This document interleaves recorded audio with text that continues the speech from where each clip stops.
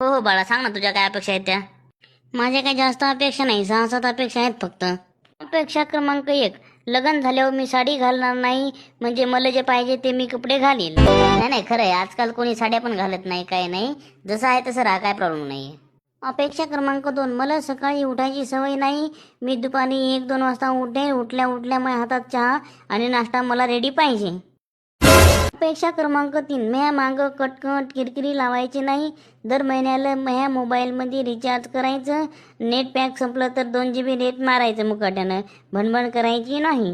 अपेक्षा क्रमांक 4, झाडून काढणे, भांडे घासणे, स्वयंपाक करणे, कपडे धुणे, फरशी पुसणे असे कोणतेच कामं मी करणार नाही, त्यामुळे म्या मायापाला फोन लावून म्याबद्दल घराने सांगायचे नाही, तसेच शेजारच्या बायाला काही घराने सांगायचे नाही. अपेक्षा क्रमांक 5, मला प्रत्येक महिन्याला 10,000 रुपये खर्च पार्लरसाठी आणि माझ्या शनशोकीसाठी मला पुरवले पाहिजे. अपेक्षा क्रमांक 6, माझ्या प्रत्येक बड्डेला मला दुसऱ्या देशात घेऊन जायचं, जसं अमेरिका, कॅनडा, जर्मनी, किंगकॉंग, आणि मला महिन्यातून कमीत कमी 10-12 वेळेस बाहेर खाऊ घालायचं.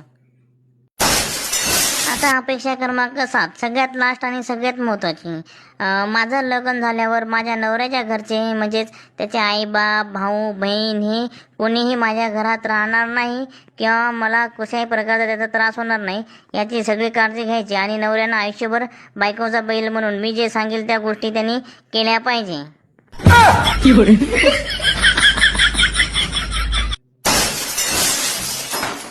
ओ सोयरे हो, काय झालं? ओ सोयरे हो, काय झालं? उठा उठा उठा सोयरे हो. आई बाबा उठा की, पोरीची अपेक्षा ऐकून काळजी करायले का तुम्हाला? उठा ये बाप्पा, प्लीज चला घरी. ए अरे टकलू, हे लाव ना फोन, नुसता तोंड काय पाहायला, लाव, ॲम्ब्युलन्सला कॉल कर.